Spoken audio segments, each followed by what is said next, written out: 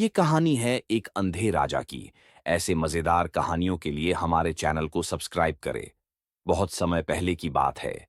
एक दूर पहाड़ियों के बीच बसा राज्य था, अनंतगढ़। ये राज्य अपनी सुंदरता, शांति और संपन्नता के लिए पूरे देश में प्रसिद्ध था। यहाँ का राजा था राजा आदित्य वर्मा, जिसे लोग अंधा राजा कहते थे। लेकिन यह नाम किसी ताने के रूप में नहीं, बल्कि सम्मान के रूप में लिया जाता था। क्योंकि राजा आदित्य वर्मा जन्म से अंधे थे, पर उनके भीतर देखने की शक्ति ऐसी थी जो आंखों वालों में भी नहीं थी। राजा का जन्म एक अद्भुत घटना के साथ हुआ था। कहा जाता है कि जिस रात उनका जन्म हुआ, उस रात आकाश में तारे असामान्य रूप से चमक रहे थे और एक उल्का टूटकर राजमहल के ठीक ऊपर गिरी थी। ज्योतिषियों ने कहा, यह बालक दिव्य है, यह आंखों से नहीं, दिल से देखेगा। और सच में हुआ भी वही। राजा के पिता वीरेंद्र देव एक वीर और न्यायप्रिय राजा थे, परंतु अपने बेटे की आंखों की कमी देखकर अक्सर दुखी रहते थे। उन्हें लगता था कि एक अंधा राजा जनता का नेतृत्व नहीं कर पाएगा। मगर जैसे जैसे आदित्य बड़ा हुआ, उसने हर किसी को अपनी समझदारी, संवेदनशीलता और निर्णय क्षमता से चकित कर दिया। राजा आदित्य वर्मा सुनने में विलक्षण थे। वह सिर्फ आवाज से पहचान लेते थे कि सामने वाला सच बोल रहा है या झूठ। उनके कान इतने प्रशिक्षित थे कि वह यह भी जान जाते थे कि कौन किस दिशा से आ रहा है, किसका मन डरा हुआ है और किसके मन में लालच है।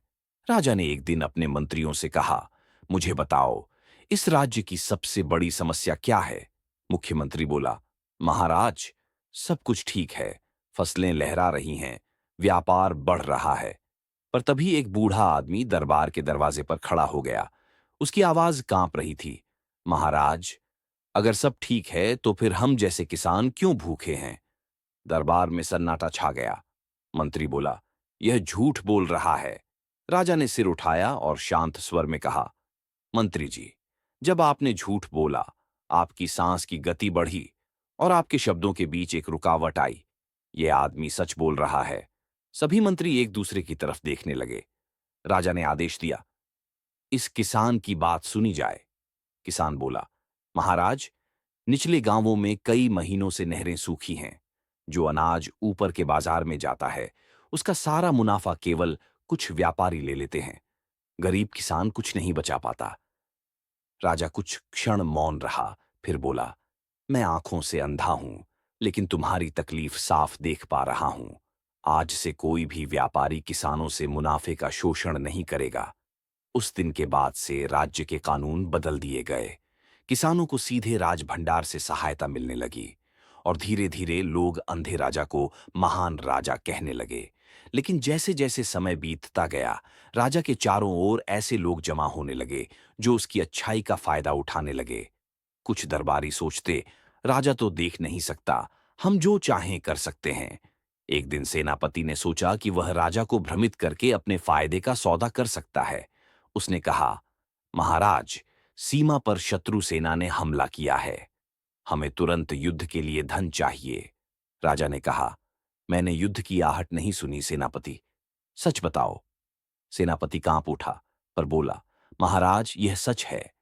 राजा ने धीरे से कहा, सेनापति, जब तुमने सच शब्द बोला, तुम्हारा स्वर एक पल के लिए टूटा।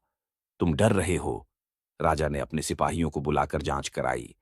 पता चला कि कोई युद्ध नहीं हुआ था, बल्कि सेनापति झूठ बोलकर सोने का खजाना अपने घर ले जाना चाहता था। राजा ने आदेश दिया, जो आंखें देखकर भी अंधी हैं, उन्हें सजा मिलनी चाहिए। सेनापति को राज्य से निकाल दिया गया। उस रात महल में चांद की हल्की रोशनी थी। रानी ने राजा से कहा, आपने सही किया, लेकिन क्या आपको दुख नहीं होता कि आप दुनिया देख नहीं सकते? राजा मुस्कुराया, रानी, मैंने सीखा है कि आंखें हमेशा सच्चाई नहीं दिखाती। कभी-कभी सबसे सुंदर दृश्य वही होता है जिसे दिल महसूस करे। कुछ वर्षों बाद राज्य में भयंकर सूखा पड़ा। नदियां सूख गईं, खेत फट गए और लोगों के चेहरों पर निराशा छा गई।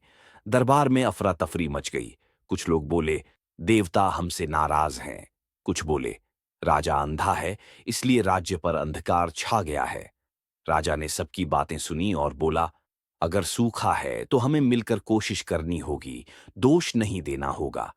वह खुद अपने सेवकों के साथ गांव-गांव गया। उसकी लाठी की आवाज पूरे गांव में गूंजती थी। किसी को भूखा मत सोने दो। जो कुछ मेरे पास है, सब जनता के नाम। लोग हैरान थे कि एक अंधा राजा खुद मिट्टी में उतरकर कुएं खोदवा रहा है, पेड़ लगा रहा है और अनाज बांट रहा है। धीरे धीरे बादल उमड़ने लगे। पहली बारिश के साथ ही लोगों ने राजा को धरती का देवता कहना शुरू किया। पर राजा का जीवन हमेशा आसान नहीं रहा। एक रात महल में एक रहस्यमय औरत आई। उसने खुद को भविष्यवक्ता बताया। वो बोली, राजन, तुम्हारी आंखें नहीं हैं, क्योंकि भगवान ने तुम्हें भीतर का प्रकाश दिया है। लेकिन अगर तुम चाहो, तो मैं तुम्हें देखने की शक्ति दे सकती हूं। राजा चौंक गया। क्या सच में? औरत ने कहा, हां, पर इसके बदले तुम्हें अपनी सुनने की शक्ति देनी होगी।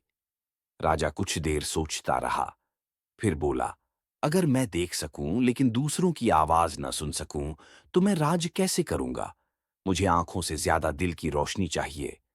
औरत मुस्कुराई, तुमने सही चुनाव किया महाराज, इसलिए तुम्हारा नाम सदियों तक जिएगा। वो औरत हवा में गायब हो गई, पर उसकी खुशबू और शब्द महल में रह गए। वर्षों बीत गए। राजा बूढ़ा हो चुका था। उसके बाल सफेद, चेहरा शांत और आवाज पहले से भी गहरी थी। एक दिन उसने अपने पुत्र को बुलाया और कहा, बेटा, राज करना केवल देखना नहीं होता, महसूस करना होता है। अगर कभी तुम्हें सच्चाई दिखाई न दे, तो आवाजों को सुनो, लोगों के दिल की आवाज। राजकुमार ने सिर झुका दिया। कुछ समय बाद राजा आदित्यवर्मा ने अपनी अंतिम सांस ली। पूरा राज्य शोक में डूब गया। लेकिन उस रात जब उसके शव को श्मशान ले जाया जा रहा था, आसमान में फिर वही उल्का तारा टूटा और महल के ऊपर चमक गया। लोग कहने लगे, देखो, अंधा राजा फिर आकाश में चला गया, जहां अब उसे सब दिख रहा है। राजा आदित्यवर्मा ने अपनी आंखों से नहीं, अपने दिल से दुनिया को देखा। उसने साबित किया कि इंसान की महानता उसके देखने में नहीं, बल्कि समझने में है। आज भी अनंतगढ़ के लोग कहते हैं, जो दूसरों के दुख को सुन सके, वही सच्चा राजा है। सिख, आंखों से नहीं, दिल से देखो, क्योंकि सच्चाई हमेशा दिखाई नहीं देती, महसूस की जाती है।